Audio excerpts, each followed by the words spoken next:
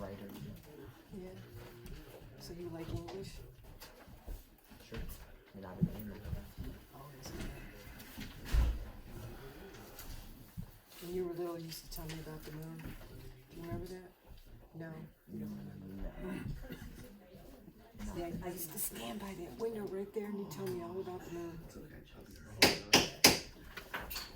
Welcome you to Medina Township Trustees regular meeting. Time is 7 p.m. The date is March 12th, 2026. Can I please give roll call? Mr. Johnson? I'm here. Mr. Eastwood? Here. Mr. Pittsburgh? Please stand for the pledge of allegiance.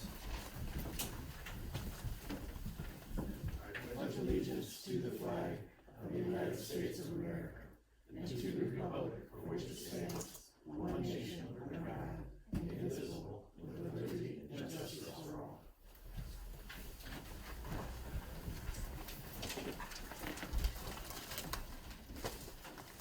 Customary, I'd like to take a moment of silence, recognize our first responders, and I'd also like to recognize our military people who are out and about with this conflict that is going on. Think of them and their families, and have them with warm thoughts.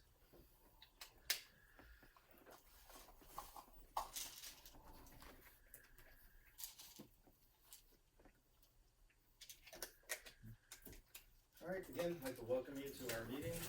Just for some housekeeping rules, if you have a cell phone or a watch that makes noises or chimes, can you please put them on silent?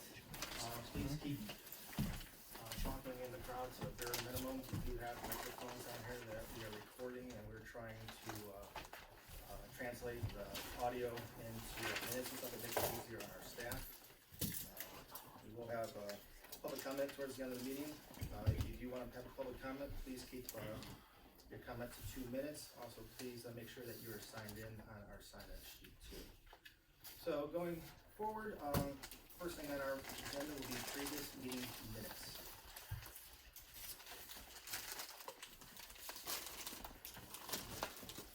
First one, I'd like to make a motion to approve the following Board of Trustees meeting minutes. The date was February 26th of 2026, and attendance were all 3 trustees. Second. Discussion on this one? I'm good. Well, the only thing I saw real quick was in the beginning where I said, special mention to our Brave Township firefighter. I just think I'm gonna put a little S on there so it says firefighters. I didn't see anything else, just a little typo in there, but thought that was funny. So can I get a roll call? Mr. Johnson? Aye. Mr. Eastwood? Aye. Mr. Pittsburgh? Aye.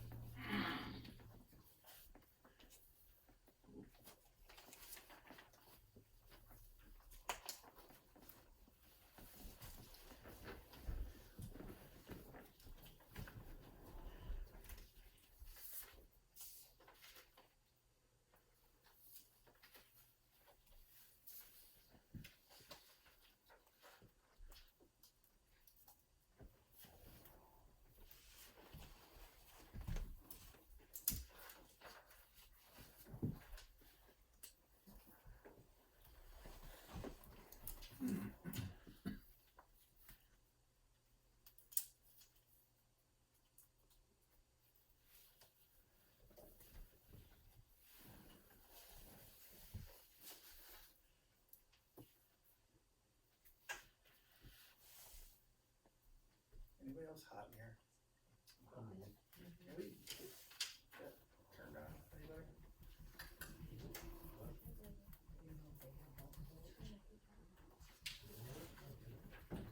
There should be a remote control. Yeah, he's got it.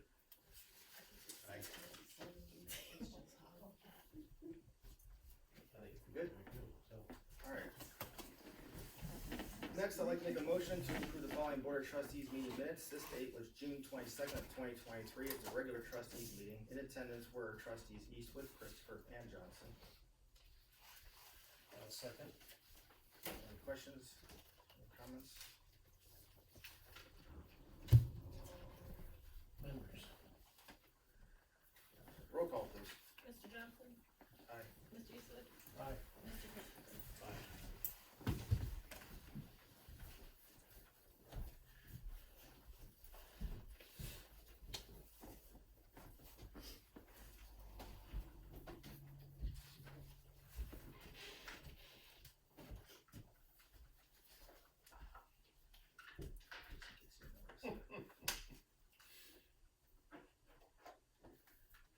second one I usually miss.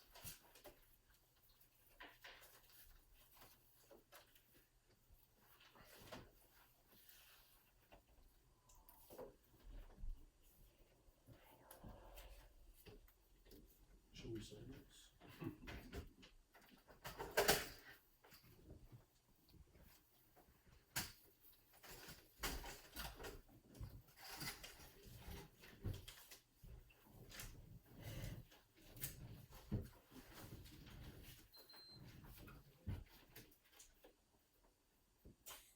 Very good.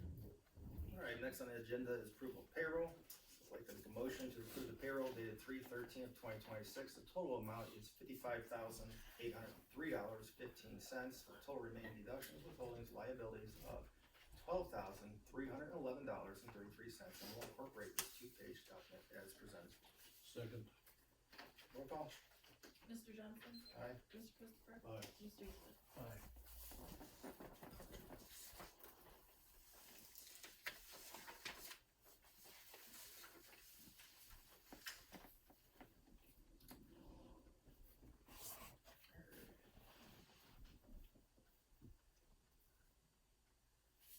Got anything on the bed switcher?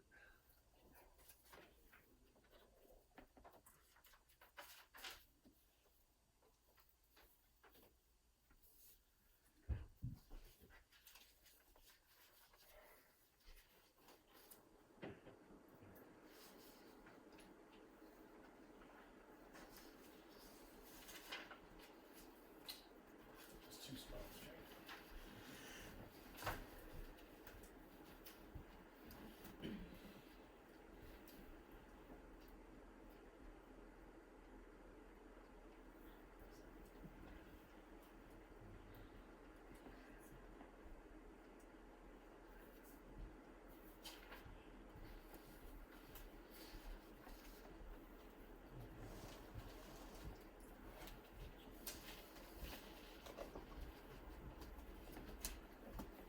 Next is the approval of the February 2026 bank reconciliation.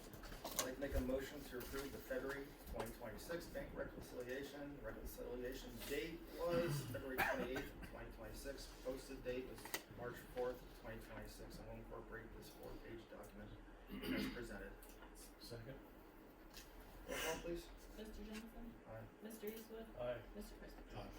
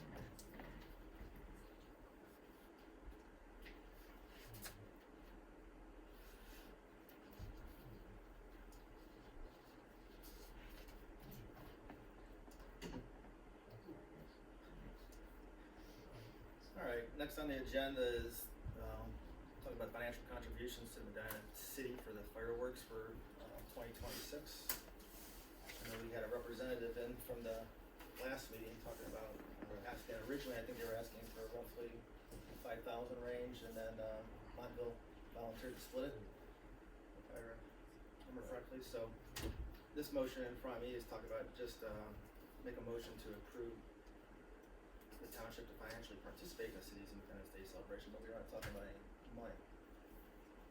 For how much? I know. We should put a dollar on there. 'Cause they- Yeah, There's a There's purchase a blank requisition there. in there. In the PO folder.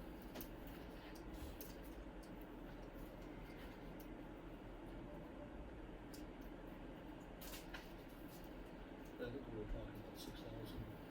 that would be splitting it with Montville. I believe that's what it was. I just wanna make sure we're talking about the same thing. I gotta get through all these things in here. Not to a very specific amount. The email's attached to it.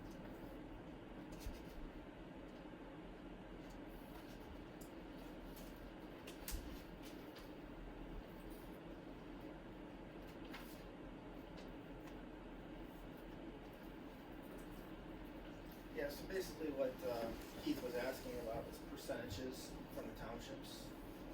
And he had asked for us to do $5,691. But they also asked Montville to do $8,000 because they have 27% population compared to our 19.9% population. So we were volunteered to go to 6,000 by Montville. I'm perfectly fine to stay at what they asked for, or to give them the $6,000. So that's my 2 cents. I'm all, I think, this is 250 years. I have no problem giving you the $6,000 with the caveat that next year it reverts back to a smaller number like we had given in the past. I think this is a pretty big year, and I did have some thought that they're gonna put credit for Medina Township in the website and the Montville website. They didn't have it in published literature, but they did say that we would put it in the website and give us credit for it, so. Well, my thing even on top of the fireworks is just the amount of things that they're doing for it. Absolutely. They had a whole entire brochure, so that Absolutely. there's a ton of money going out by the city, and a lot of townships, kind of ride the city a little bit. So again, I don't have a problem with it.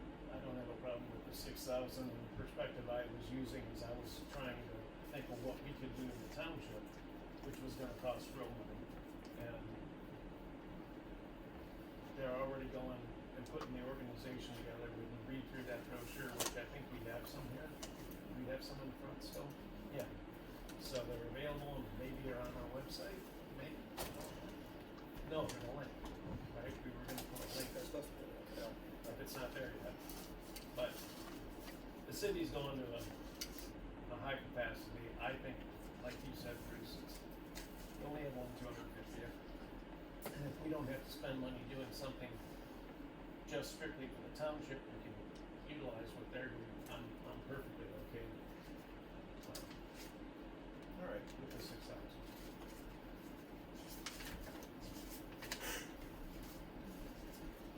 Sounds like a 56, I will. 11.6.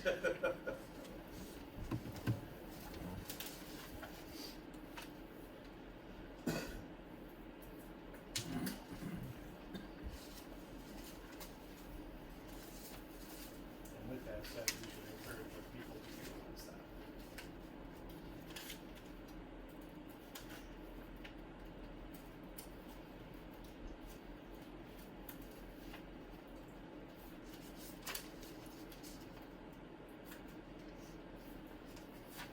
All right, then I'd like to make a motion to approve Medina Township to financially participate in Medina City's Independence Day celebration for July 3rd of 2026 with a contribution of $6,000. Second. Roll call. Mr. Johnson? Aye. Mr. Christopher? Mr. Eastman? Aye.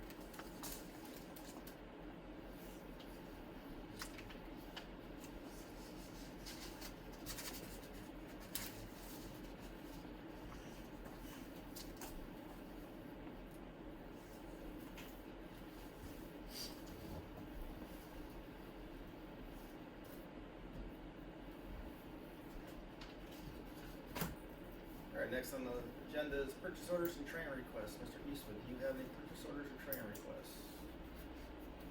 Mark your calendar. Mr. Christopher, do you have any purchase orders or train requests? No, I do not.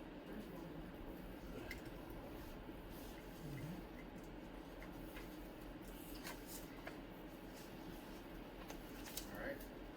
I'll have a few. Here. Bruce? You don't want to feel left out, right? Surprise. So, I guess I'll do that.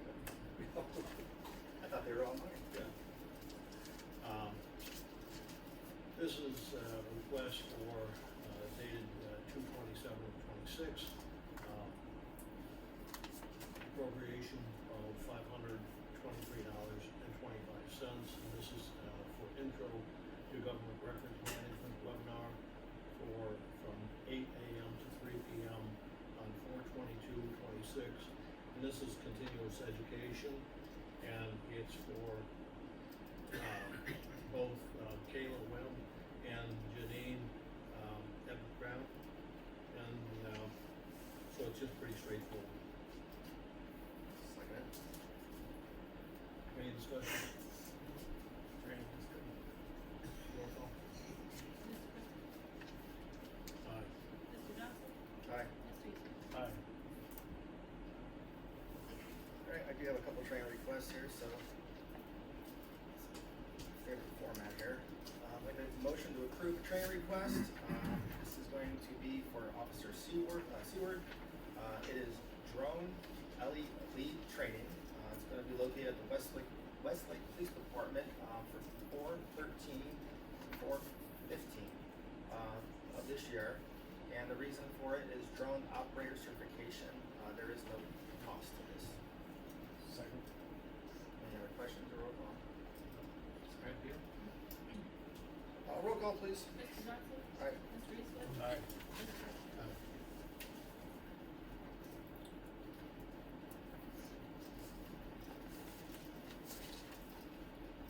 Next, I'd like to make a motion for a training request. This is going to be for Officer Ubinsky. It's going to be critical incident leadership for control operations. It's going to be located at the Elyria Police Department on 4/10/2026. It's leadership training, and again, there is no cost for this. Second. Roll call, please. Mr. Johnson? Aye. Mr. Eastick? Aye. Mr. Christopher?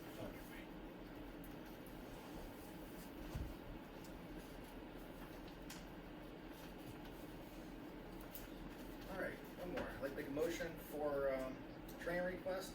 This is going to be for our Officer Carlo. It's an active shooter response. It's going to be at the Elyria Police Department on 4/8 and also on 9th of 2026. It's for active shooter training, and again, there is no cost for this. Second. Roll call, please. Mr. Johnson? Aye. Mr. Christopher? Mr. Eastick? Aye.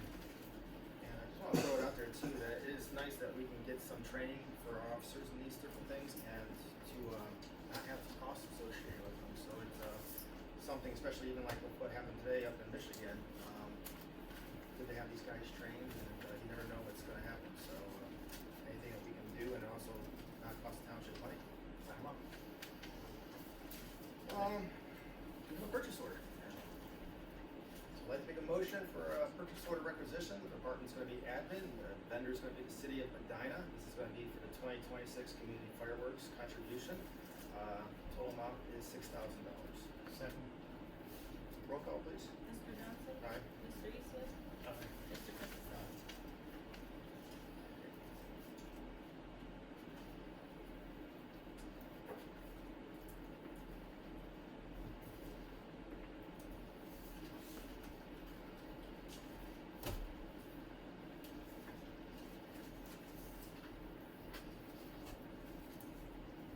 So approval of accounts payable. I'd like to make a motion to approve accounts payable dated 2/28/2026 through 3/13/2026 with digital check numbers 17-2026 and 18/2026 with physical check numbers 34733 through 34762 for a total amount of $67,053.67. I will incorporate this one-page document into the Second. roll call. Mr. Johnson? Aye. Mr. Christopher? Mr. Eastick? Aye.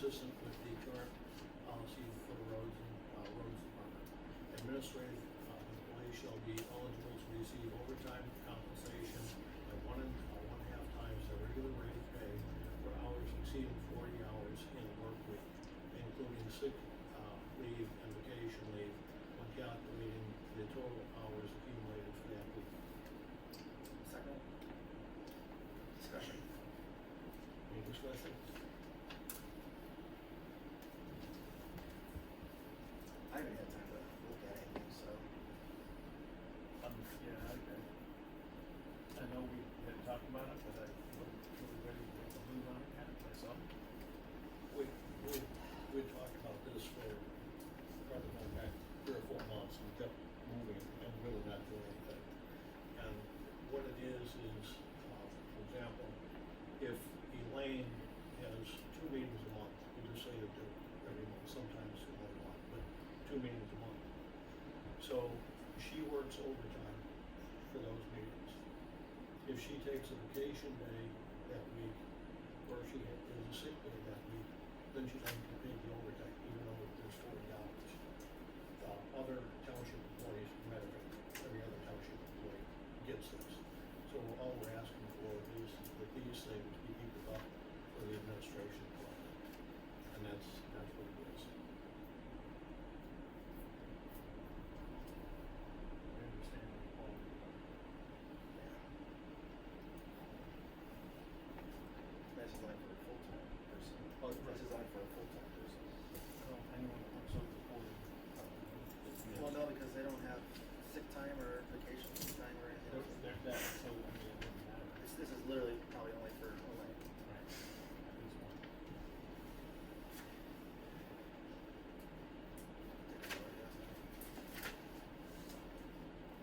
Roll call. Mr. Christopher? Mr. Johnson? Aye. Mr. Eastman?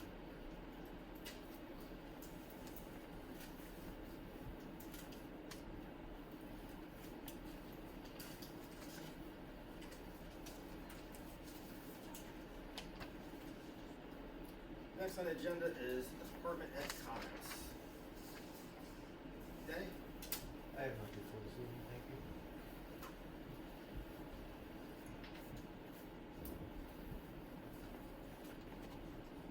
I don't think that's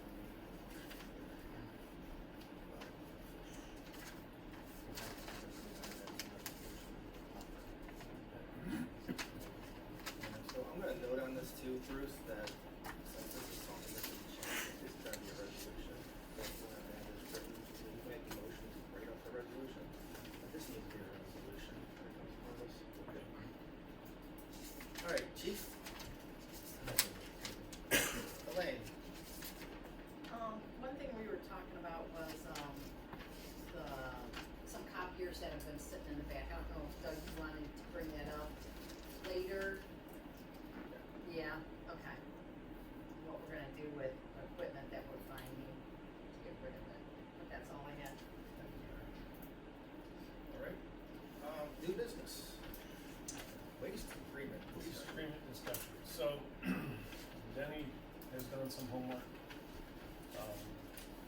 The Rumpke contract that we're paying is higher than what we need to pay. They did a spreadsheet on the funds, and at the end of the day, even when we pay for the separation penalty in with Rumpke, we have potential, if we do this now, of saving over $2,600. The fee to cancel, it's significant, it's over $1,900. But even after that, you can tell there's still a savings of almost $740 if we do it today. And we would be going with the city of Medina, and it would be it would be month by month. There's no long-term contract, no penalty if we change. And the service is good.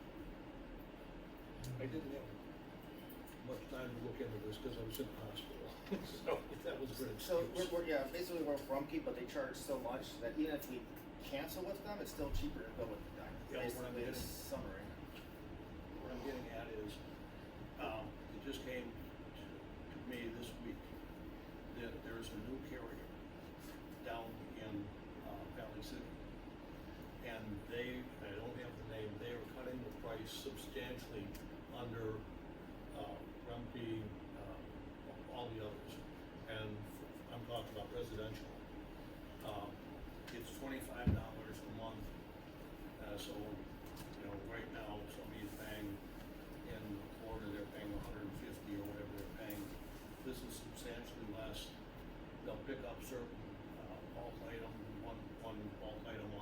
this is residential. So I don't know what they would do for the township.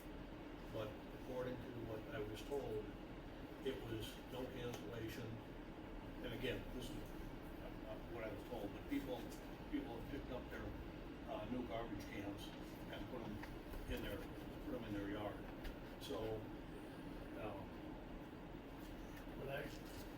What I would like to promote is that we go ahead and make this motion and make this, do this action, so the city can be started, and we can, that'll take us through 26. And there's no cancellation fees or anything. Not for this time, So, but, and if they're that much better, of course, we can do something. alright, so go for it. So, I would like to make a motion authorizing Medina Township to terminate its current waste collection contract with Rumpke early and to approve the payment of required early termination fees in accordance with the terms of the agreement. Roll call. Mr. Eastick? Aye. Mr. Johnson? Aye. Mr. Christopher?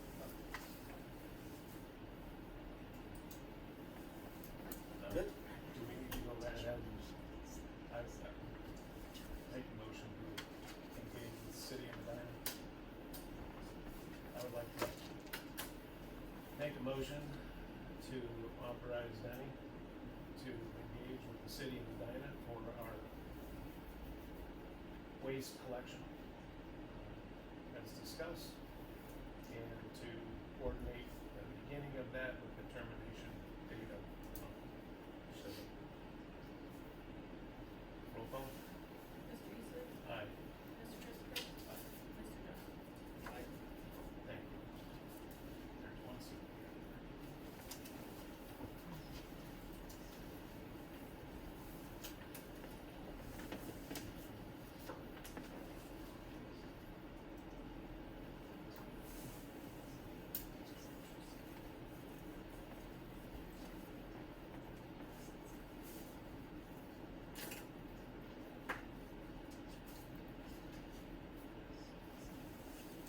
Alright, Weymouth Day discussion.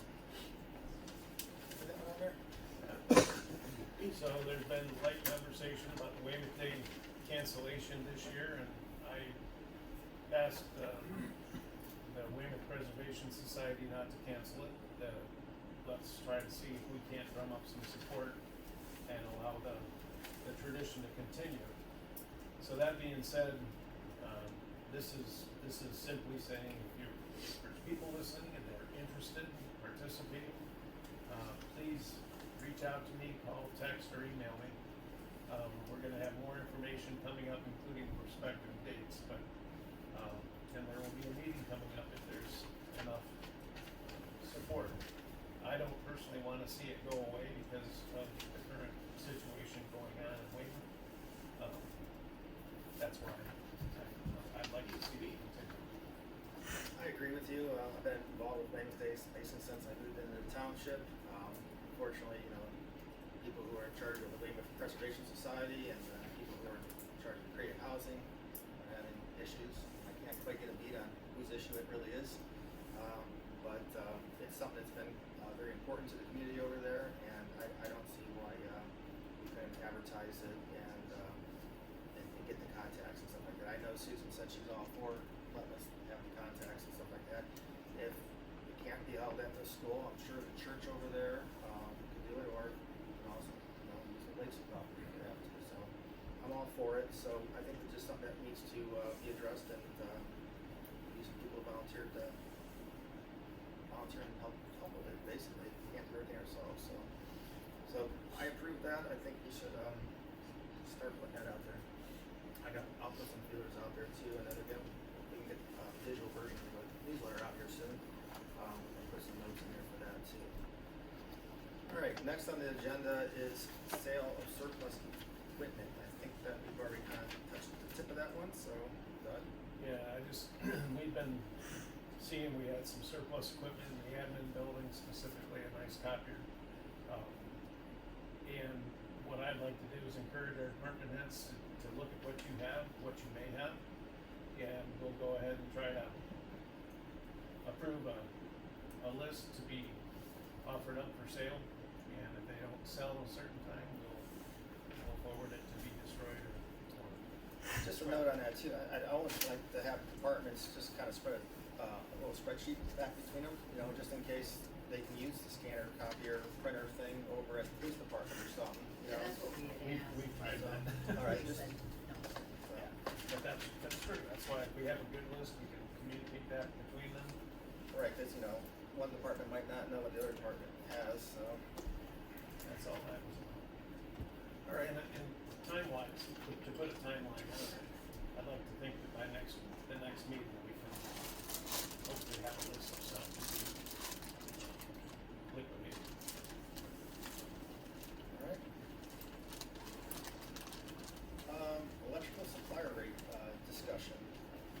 So I know everybody's been getting things in the mail about, a new, county thing. Ralph, are you in this one? Yeah, All right. basically, I got this contact, or received a card like most of you did, offering up a rate for your electrical power. And obviously, most of us in the community pay Ohio Edison, but Ohio Edison doesn't provide the power. There's another companies that provide the power, which is detailed in the bill. And just out of curiosity, because of the price that was quoted to me, I checked two other suppliers of power, and I ended up basically with three different prices. So I think it's something that we could, as the fiscal officer, I feel obligated to look into this a little deeper, and if I can sign off on it, or ask the trustees to sign off on a lower rate, the best rate for us, because in every case, the rate was a certain pennies amount for a kilowatt hour. And the deal would only be for 12 months. After that, we talk again. But, you know, power is power. Who can provide it to us for less price? And like I say, when you make 3 calls and you get 3 different prices, you kind of wonder, well, what's really the best price? Because it's still per kilowatt hour. I just wanna say that, going back a while, between Elaine, Galen, and Deneen, we started looking into this. And we're using a site called Apples to Apples, where you can plug the stuff in and get the prices. Again, I was in the hospital, I haven't had a chance to follow up on it, but I think that we've got some things that we're close to, so we can be prepared to talk about that next meeting.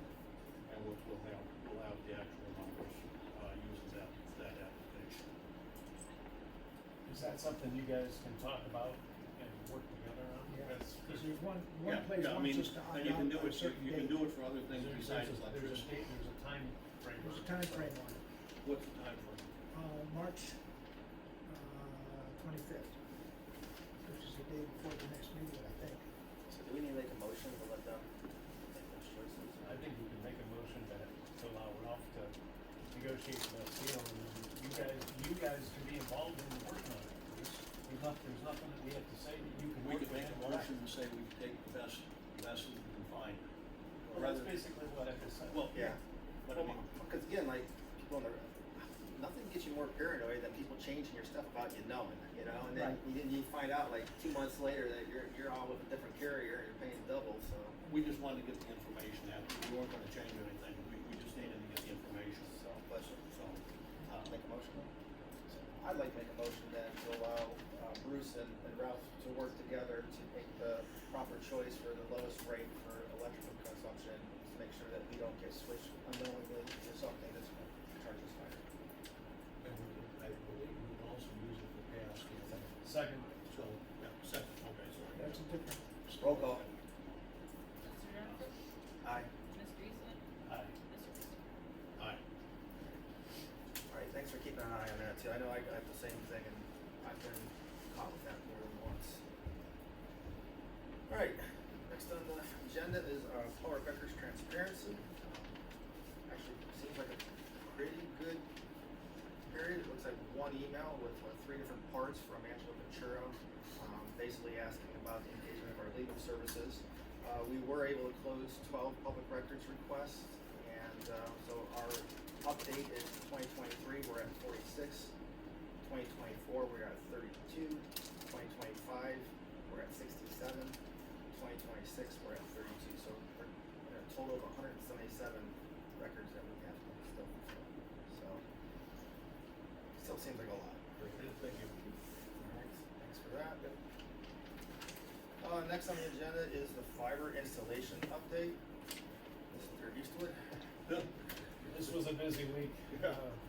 We got a lot of phone calls from people. I got them starting last Friday. I was out of town. And then this week I got a call and we took a drive down Huffman Road into the developments where literally found a cable company or fiber company 25 feet outside the easement. Called the county, they didn't want to touch it because they're not only out of the easement, they're out of the right of way. They said call the sheriff. Talked to the property owner who was livid. He came down off the ledge a little bit, but he was right. These people were like practically on his front porch with that big drill. It was wrong at every level. So we marked the easement out so that their foreman could see it, and I'm going to be talking to their. We have a number, and this is just so people know a number that you can call. I'm going to talk really slow here. 440-774-3927,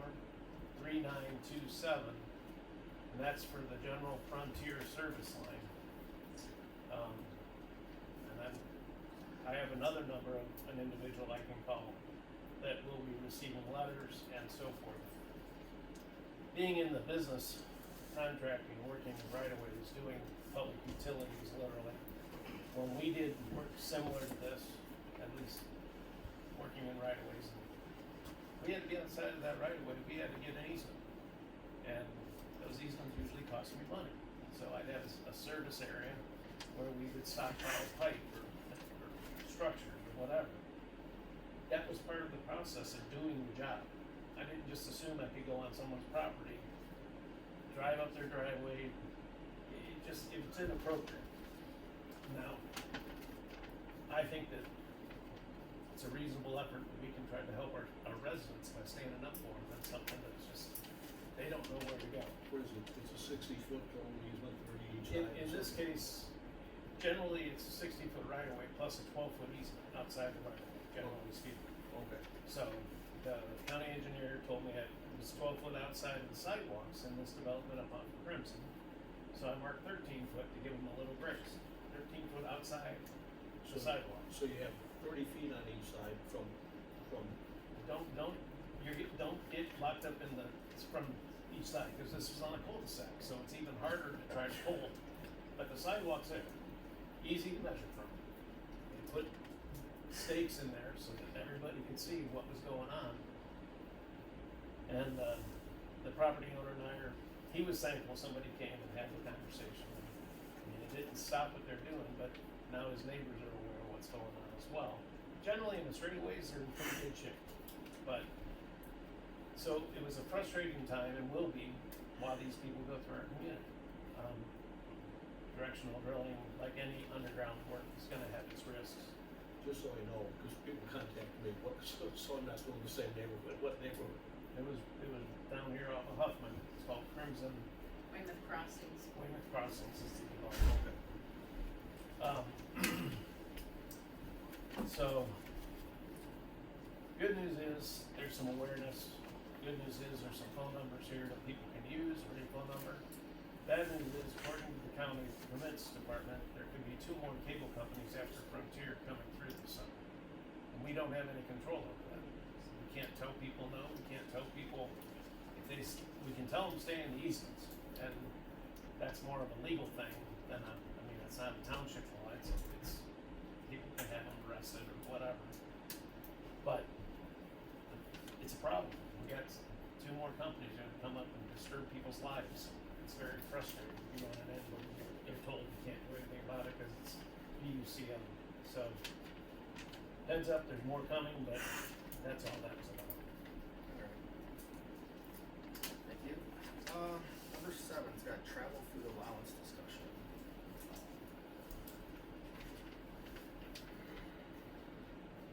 to make a motion to amend resolution number 01032023-008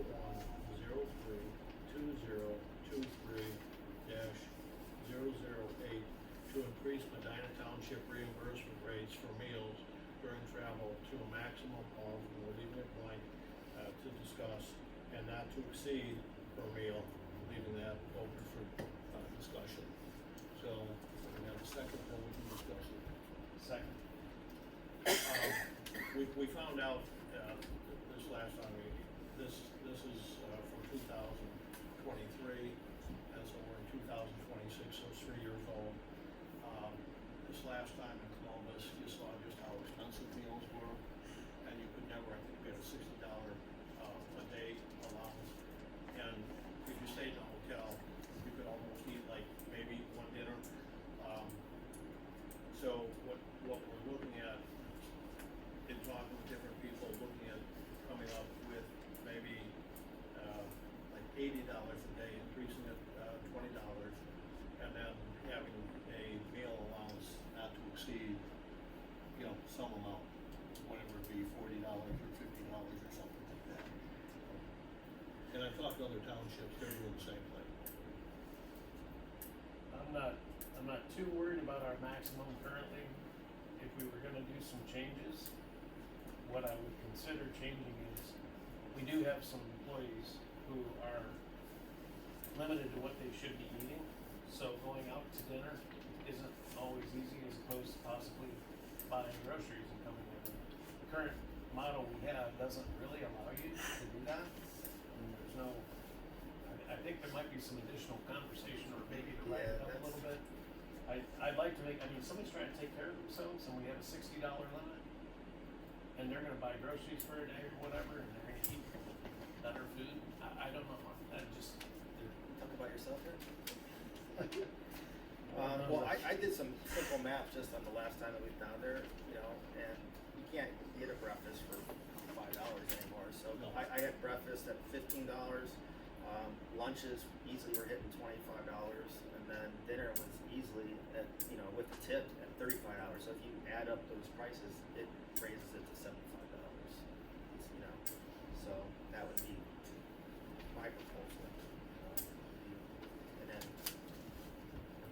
just cap it like at $35 for a meal or something, or a meal for dinner or whatever. Biggest reason we talk about the cap is we don't want somebody coming down on, you know, for something for the next day. You come out in the afternoon and then you go, oh, I got $80 to go blow in one night. That's not how this is intended to be used. Right. So, And that's why we had the policy back in 23, we changed things. right. So, I mean, I would say 75 myself. What about you?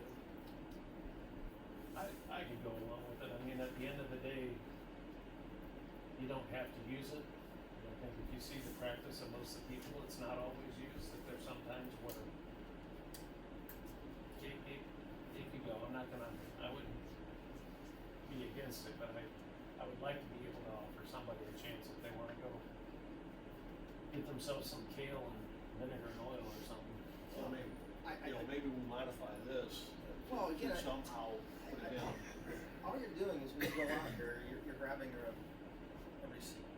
So unless you're buying groceries for yourself for the whole week, I wouldn't have a problem with somebody having a grocery thing saying that they got some kale, you know, salad or something. I mean, it's still showing that you bought some food for it.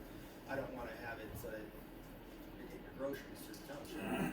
No, I mean, You know, but again, I wasn't prepared to have that discussion tonight, but just the research of doing grocery shopping on it. But I you know, this Why don't discussion we here. table this, give it some thought, and then we can come back to it.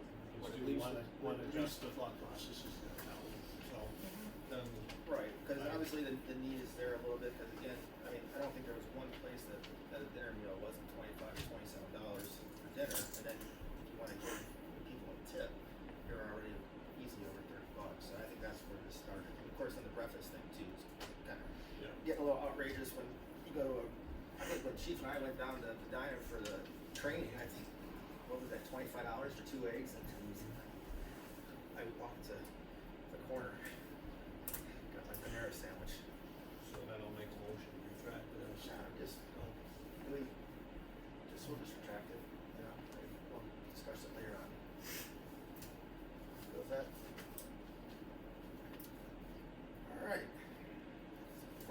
doing too bad. So at this time, we have public comment. So again, I'd like to remind you, please keep it on point, keep it to 2 minutes. Please make sure you are signed in and follow all those rules. I'd like to make a motion to go to public comment. Second. Roll call. Mr. Johnson? Aye. Mr. Eastwood? Aye. Mr. Christopher? All right, anybody here for public comments? Sir? Hi, yes, my name is Louis Farkas. I've been here several times in the past. Owner operator Farkas Farms LLC. We're a level 2 cultivator in Grafton. I came here, right after the moratorium was put in place for retail stores. Just to be clear, you're not growing corn. We are not growing corn. So, So, no, we are growing cannabis. okay. Started off 7-8 years ago with the medical end of things, the transition to recreational. Since my last appearance here, we've picked up a processing center which actually refines the product even more into your edibles and pens, and I've also opened up 2 retail stores as well.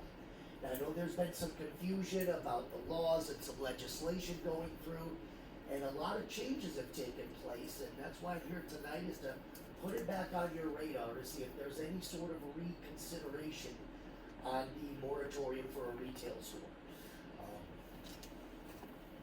I've extended my hand last time. I would like to invite any and all to come out to my facility to check it out. This is, this isn't a fly-by-night facility. It's state-of-the-art. We are state sanctioned. We comply with a lot of rules.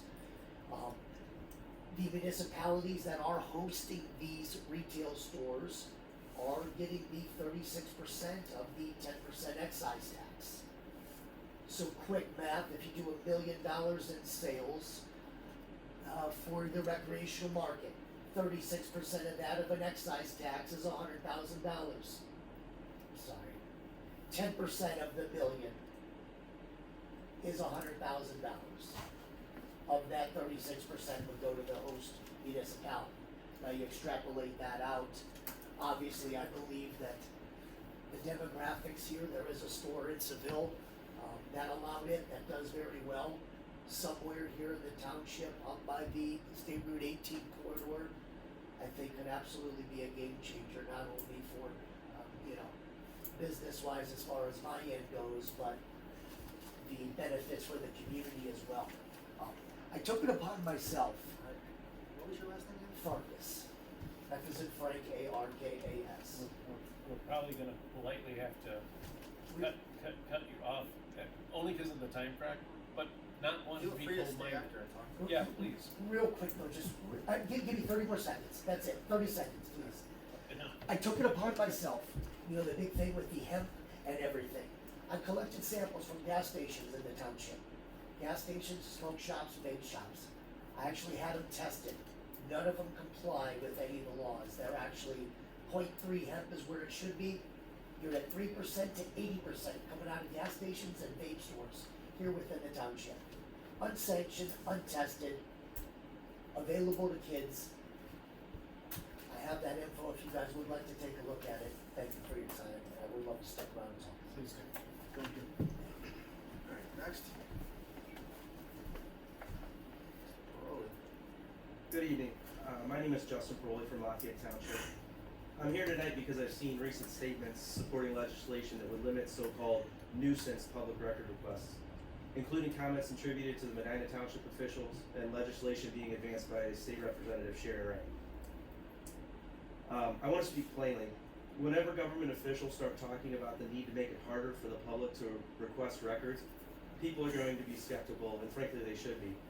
And actually the comments on the news article that was posted reflect just that. Jeremy Hill wrote, "The public being informed is the exact opposite of a nuisance." Andre Nizak wrote, "Public records belong to the public." David Compton, "These requests are to keep government officials in check." Dale Titus, "Define nuisance. Sounds like a good blanket to hide under." Adam Parker, "Every government hiding something will call it a nuisance." Devin Johnston, "Of course, limiting public information would be bipartisan." Jonathan Cross, "Sounds like a great way to keep their hands out of sight. All government should be a glass house of transparency." Our Public Records Act exists for one reason, because the public has a right to know what its government is doing, even when the questions are inconvenient, repetitive, and uncomfortable. I understand that requests can take time. I understand they can feel excessive. Anyone who serves in local government deals with that. But the moment we start using words like harassing, disruptive, voluminous as justification to limit access, we open the door to something much bigger than stopping abuse. We create a system where the government gets to decide when the public is asking too many questions, and that should concern everyone, regardless of political party, regardless of position, and regardless of who happens to be making the request. The reality is this: transparency is easy to support when it doesn't cost anything. It's much harder to support when it requires time, effort, and accountability. But that's exactly when it matters most. If this legislation moves forward, I would strongly urge local officials, including those here tonight, to be very careful about supporting changes that could make it easier to deny, delay, or discourage lawful public record requests. Because public trust is not built by limiting oversight. It's built by proving that we have nothing to hide. Anyone else? Mr. Dominguez. Dominguez, Huffman Road. Just to, on your Rumpke cancellation, it shows your fiscal irresponsibility that you had 60 days within the contract anniversary to cancel that contract, and you wouldn't have to pay your $2,600. But it's public money, it's not your money, so you don't care. I'm sure that'll be in your proposed newsletter on what you've done for the township, like the 2.5 mil levy that you inflicted on the residents in the last May ballot with no public meeting, no discussion, nothing at all, and everybody's bank account is now hit by that. Thank you very much. You guys, you have no idea of what a public meeting should be. A public meeting should be a discussion back and forth with the public, an exchange of ideas, but you suppress that. You think you just want to sit up there and pontificate on everything that you're doing and not hear a word that's going on here. Anything else? Yeah, no, I'm not done yet. Okay, we'll keep going. I mean, you gave everybody else 30 seconds. All right, just stay on point. Stay on point. Well, if I'll keep going if you stop interrupting me. You show contempt for the residents by telling them that we'll discuss it after the meeting. If you want to discuss that for me, I'll be more than welcome. No, I don't want to discuss it. I want to discuss it during the meeting. That's what a public meeting is for, you moron. That's nice. That's nice. Thank you. That's what you needed to get out? All right, Mr. Crowe. I can't listen to these retards anymore. The elimination of Rumpke, does that take care of the green dumpsters up here? No, No. those aren't dumpsters, those are recyclables. That's provided by the county. That has nothing to do with what we're talking about. We're talking about, Yeah, I know. Wishful thinking on my part. All right. I was waiting for you, I figured you were here for something. Hi, my name's Robin Gray, and I've lived in the Medina Township community for 32 years, and I need your help, trustees' help, please. Living here for 32 years on Remsen Road, in 2021, I started to develop severe tinnitus, and there's a pulsing sound in my home. It's very faint, and it's nonstop. It's 24/7. And if the furnace kicks on, or if the refrigerator kicks on, I don't hear the pulsing at all, okay? Or if I turn the stereo on, I don't hear the pulsing. But I gotta sleep at night, so I gotta turn off the stereo, okay? Last night was terrible. And what's happening and what I've learned during this 4-year process, I had American Cell Tower out at my house. They own the cell tower by the baseball field. And that's about a mile from my home. And we think that there's an antenna that's hitting my house. And that pulsing sound is the electromagnetic frequency that turns on all your devices. Okay? Your laptops, your watches, your Wi-Fi routers. It's hitting my house. And so I never get a reprieve from it. I'm gonna have to move. And I'm retiring this year. And having worked my whole life to have my home, and then retire, and now I gotta leave, and I'm also gonna have to tell, when I put it up for sale, that there's a pulsing sound in the house. And Ohio Edison has come to my home, they have shut down the electricity, they've climbed the pole to find out if the transformer, there's a problem. No, he said that he's had problems from other people that have this pulsing sound in their home. I hired a master electrician that cost me a lot of money. And they've turned off all the power in my home. And once again, and they also sunk 2 8-foot copper rods into the house to ground it. Still, I still have to deal with it. And then when American Tower came out on January 8th of this year, they brought a very, very expensive piece of equipment. Well, real quick, just because what do you think that the township could do? I mean, like, what are you I thinking? just Because would you're like asking in for the help, 'cause I mean, minutes. this is the first I've actually heard of this So, before, so. in the minutes, I would like to just, if people read the minutes, if anybody knows in the community what the pulsing sound, maybe there's a master plumber, that maybe the copper in my house is picking up the frequency because copper is a conduit for the electromagnetic field.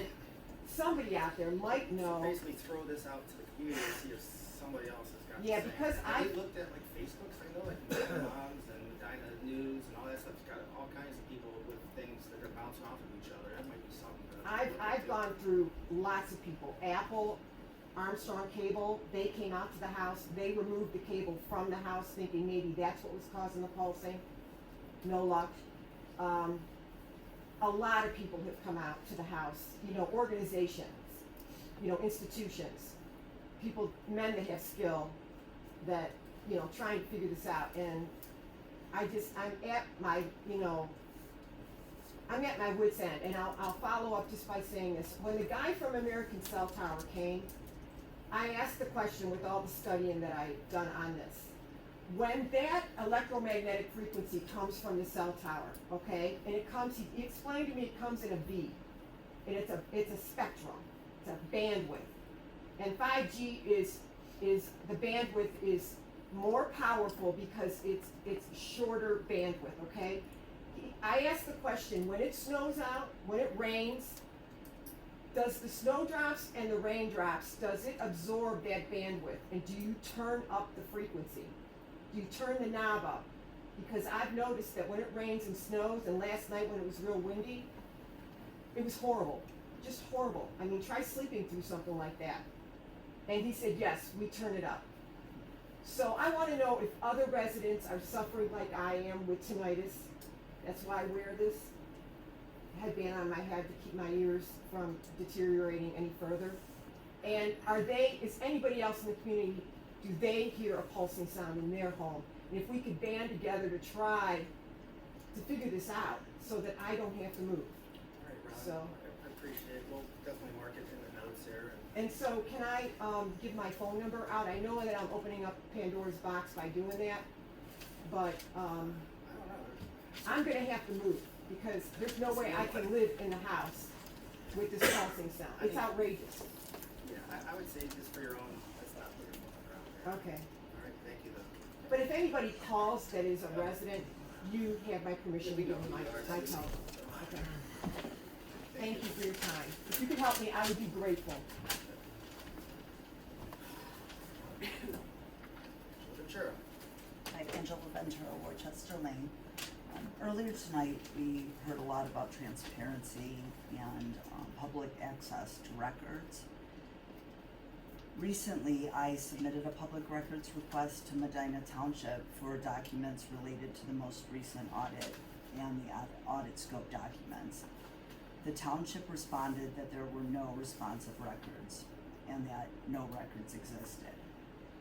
I made that same request to the state auditor's office, and they have now provided 7 audit dumps. it's a rolling production of documents. There's been hundreds of pages of documents so far, and they've told me that there's over 1,000 pages of documents associated with this specific audit report.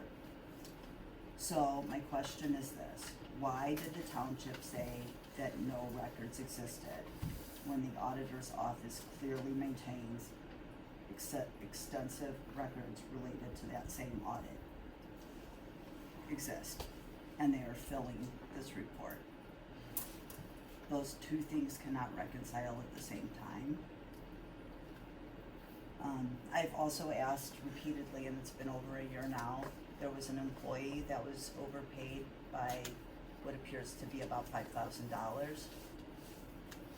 There's records requests going back and forth, asking for that money back. The current sitting fiscal officer offered that employee an interest-free loan with taxpayer dollars. There was no legislative authority to do so, and there's been no answer to the taxpayers of where that money is, if the money's been repaid, and all we get is shrugs or a talk to me after the meeting, which I am not interested in doing. It's a township meeting, and I'd like the answers. And lastly, Mr. Farkas came to a meeting, I guess a couple times, I didn't realize that, but I'm not sure if the trustees even sat there to think about other ways to bring in revenue to this township instead of sneaking a 2.5 mil levy on a special election. And yeah, I know, Bruce, I know you really want that 2 minutes to be up. We all understand. You don't want to hear from your constituents. What kind of elected officials do not want to hear from the people they represent? I'm done. Thank you. Thank you. Anybody else? Make a motion to close public records. Second. Public records. Public comment. Roll call. Mr. Johnson? Aye. Mr. Murphy? Aye. All right, next on the agenda is trustee comments. Mr. Eastwood?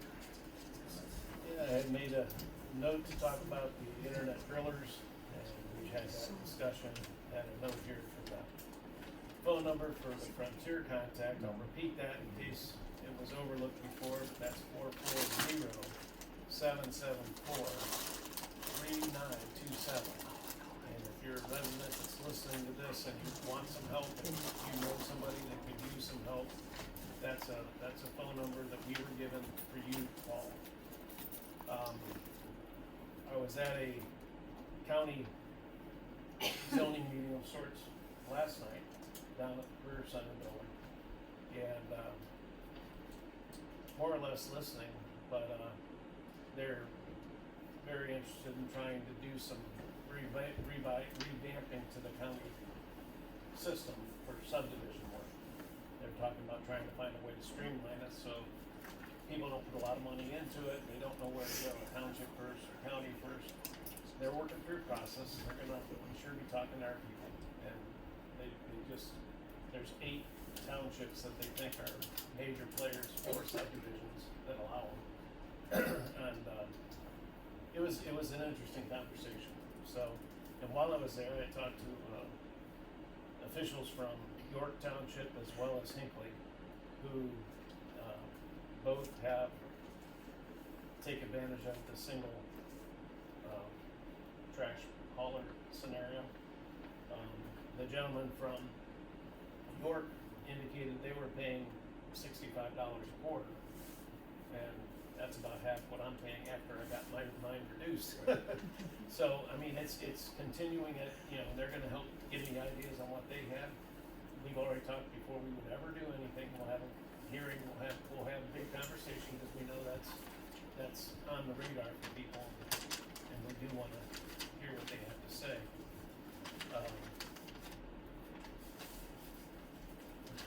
And lastly, I got a resident sent me an email that pay attention to another township northwest of our county, where they apparently have somehow found a way to enact it, in essence, a noise ordinance that I don't think really works. I think I was told it would be illegal from our legal people, but we have some new blood in there and we could talk, but I mean, it was crazy. They were like, if you whistled loud enough to be heard 100 foot outside of your property, that was worthy of a report. If you had some people like to have nice cars and they like to play with their engines, and if you hear that engine, the same thing. And I don't even want to open the book about fireworks or firearms. But I mean, it was somewhat amusing, but at the same time, anytime there's somebody doing something that we've not been able to do, it also leaves you a chance, is there something we can learn? So, and lastly, I've been able to write down most of the information from our public comment, and for those comments, I'm gonna try to work on getting some answers. And if you wanna stay later and get some more information, so that's all. Mr. Christopher? I think I'll pass tonight. Alright, I got a few things, just because, again, one of the reasons, I mean, this is a trustees meeting, this is forming the trustees business here at this meeting, so we don't even have to have public comment here. I'm pretty much the firm believer in having public comment, but it's also not a time for arguments to go back and forth or debate either, and that, I think, is one of the problems that I think Nick Dominguez was looking for. He's calling us names and stuff like that, we can't have a good rapport with him, but we try to be open. Just like, Justin here is a guest of ours from another township, he is a trustee, so he knows that he has to deal with stuff like we have to deal with, people coming into our meetings. You're talking about public records. I have over and over and over talked about public records. I firmly believe in public records. But when you weaponize the sunshine laws to be vexatious public records requesters, then I have a problem with it. So, again, public record requests, vital information, stuff like that. But when you're sitting there and you are overburdening a township or a village or a city with constant public record requests, I mean, if you look at the amount of public records requests that we have here at the township, I think you could probably put it down to 4 or 5 people who are responsible for 800 plus different public records requests. And if you want to go with all the little subcategories of things, it's a very insurmountable number for somebody to do. So you can't tell me that that is taking something that's good and making it a weapon and turning it into something that's bad. So that was the only problem with vexatious public records requests. 100% for them, don't abuse them. Otherwise, Lewis, I appreciate you coming in here. I'll have to say, I'm an old school person. I had drug problems in my family and stuff like that. I always saw cannabis as an entry level drug towards other things. It's a misconception. I have youth that I try to keep away from the stuff, and it's been very, very hard since everything's been legalized. I think there needs to be some laws in effect that are actually stronger to punish the people who are supplying our minors with this stuff. And I don't envy your position, because here we are trying to protect people, also trying to promote businesses in the township and stuff like that. So I do appreciate you coming in here. Otherwise, I don't think I have too much more. We do have, we're gonna be hosting a Medina County Trustees Association meeting here coming up, I think in May. It's gonna be, an open house car show kind of thing too. So we're gonna be having, guests from the health department talking about ditches and ravines and sewage and stuff like that. So it's gonna be over at our service building, and we thought it'd be a kind of a cool idea if we can invite people, classic cars, rare cars, I'm gonna invite people from the Cleveland Police Museum, bring some of those cars over there. So we figured we can tag team and have some information, and hopefully the weather's good and it'd be an event. Sure. Just tagging on that, Denny and I've talked about that, and he just wanted to encourage us that as we plan for that, understand there's 3 different games going on at the same time, so we should focus on using the yard that we have over there for the, not being out in the main parking lot, but he had some good ideas of where we could put these cars so they're not targets for the baseballs. And so we wanna talk to some people about what we could coordinate. I think we know some people, might know people. Alright, and then talking about that, that kind of being an event, one of the things that, in the newsletter that we're looking at too is to have a couple, committees. One of them again is bringing back the, events committee. We wanna be able to do things in the township, and then also with the Weymouth Preservation Society, kind of going away, we're looking at doing, Medina County Historical Committee also, promote history and maybe gonna work with the events committee. I'm doing like a Weymouth Days and some other, community events, so those are things I'm looking forward to, getting moving with that. So, that's all I have, there's nothing else, you guys. I would like to make a motion to adjourn the meeting. Can I get a roll call? Mr. Johnson? Aye. Mr. Christopher? Mr. Alright. So the time is 8:12, call the meeting.